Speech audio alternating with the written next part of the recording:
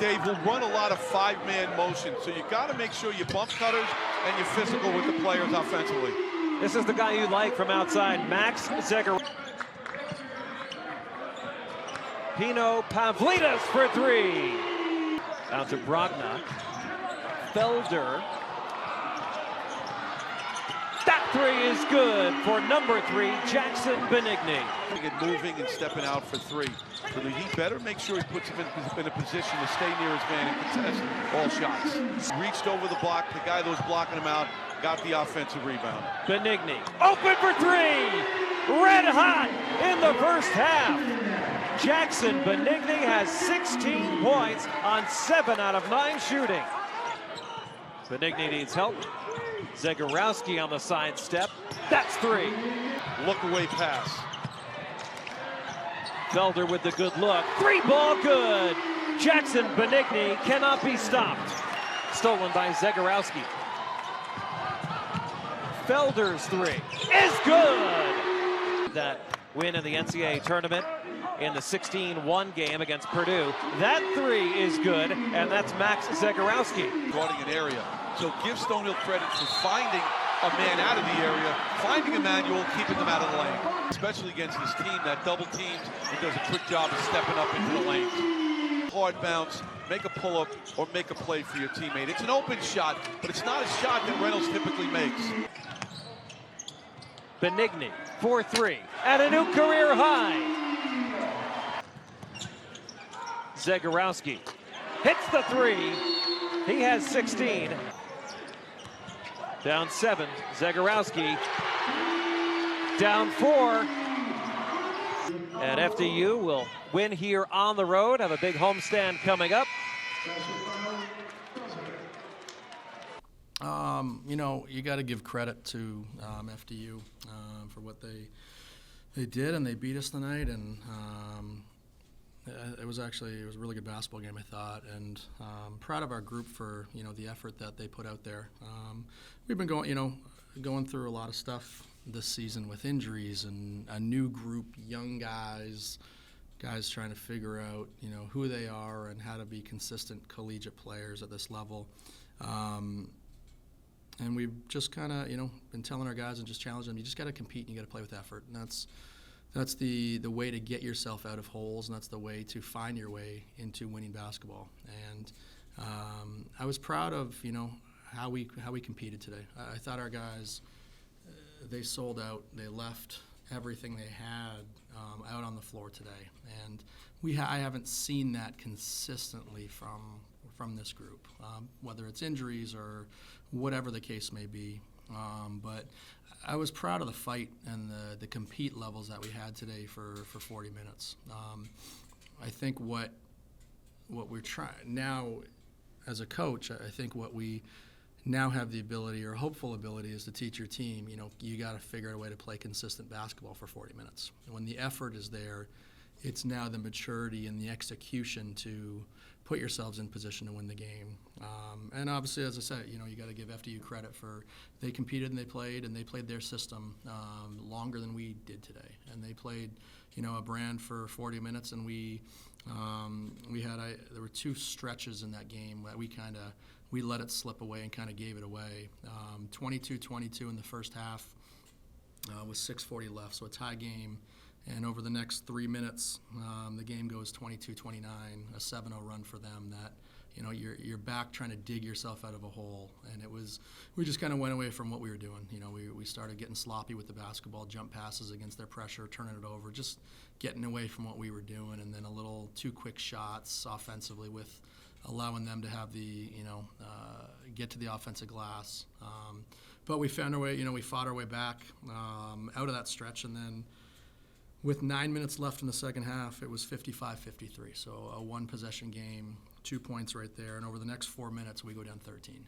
And it was turnovers. It was a lack of rebounding on our part defensively. And we went away from who we were and what we were doing again. So I think it's with a team that is trying to figure it out and find a way, I was proud of the effort. Proud of how we competed, and that's going to put ourselves in position to have opportunities. And I think now our guys learning to find a way to complete a 40-minute game now. That if you do that with effort and with details and with execution and playing, our brand of basketball, we're going to put ourselves in position to win. So proud of that, that fight and effort. And I think now it's a matter of can you put the other piece together to find a win. Yeah, I mean, Jackson was really aggressive offensively, was able to get to the basket and score. I think what I thought really opened the game up for him, though, is he was able to and started, being a shooter first, and that's what we've really tried to work with him on is, he's such a hard attacking, aggressive driving player. But when you drive first, the scout is, okay, wait and catch his drives. But when he shoots first, because he is a really good shooter, defenses now close out and step out a little bit further, which opens up the ability to attack off a closeout. So I thought he did a really good job balancing that and allowing himself to get to the paint and score at the rim. He was the engine for us from an offensive standpoint tonight, and really led us and allowed us to, play some really good offense and score the ball. And he's got that ability. It's his third game back after breaking his hand and missing 5 weeks. So it's kind of been, it was tough to see him go down. And I know our group, had he not gotten injured, I think our group would have been a little bit further ahead than where we are. It's just things that we've been dealing with. It was really, unfortunate. Jackson was having such a good fall for us and a good non-conference schedule and season, and then a freak situation where he breaks his hand and misses 5 weeks, and back to the drawing board a little bit. And even tonight, like Chaz Stinson goes down early in the second half. Chaz has been playing so well for us. And to see him go down with a knee injury, it's just it's tough. You go through these breaks and you go through challenges, and you just want, all right, let's have a full group to go, and just seeing our guys go down because they're, Jackson's hand, Chaz now, they're great guys, they're great kids. Ethan Muser, who just had surgery, Shane O'Dell, who hasn't played. Like, we've got a lot of good guys, good kids that it's heartbreaking. It's hard to see them, not have the opportunities and the ability to play. It's certainly affecting our overall performance and level with the injuries, but I feel for our guys, and I feel for Chaz today, who got hurt, and hopefully it's not significant, but because you just want him out there. Yeah, I mean, playing them 6-7 days ago, they had a couple little things that they added to attack the zone, but I don't think it was, for either team. It's, you do what you do it at a higher level, and they did what they do longer and more consistently than us tonight. So there wasn't a crazy amount of adjustments on our part. We knew who they were, their personnel. I thought we, had opportunities to win last week. I know they felt the same way, and they were able to get us, but turning the ball over 15 times tonight, that was our primary, our biggest key is you just got to take care of the ball. And we had 15 turnovers tonight. That led them to 19 points off of our turnovers, and you lose by 7. So let's say you take away, 5 of them, you take away maybe 10 points. That's how you come out on top in this game. So this came down to, can you take care of the ball and handle pressure? And we had a 7-minute stretch, 3 minutes in the first half and a 4-minute stretch in the second half that we didn't do it. Yeah, Stonehill, it's such a great campus, a great place, a great school, a great environment. It's a special place, and to see the gym, packed. And we've had a handful of games this season that Skyhawk Nation, our student body, our fans have been out supporting us.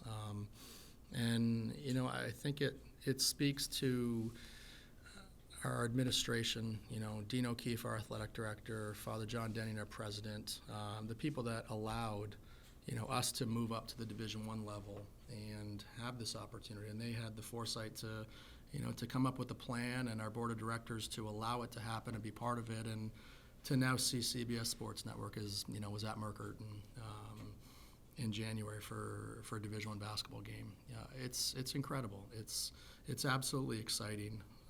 I think, the future of Stonehill athletics and our program specifically, but just in general, football, field hockey, lacrosse, baseball, you name it, tennis. I think the future of this place at this level is really exciting.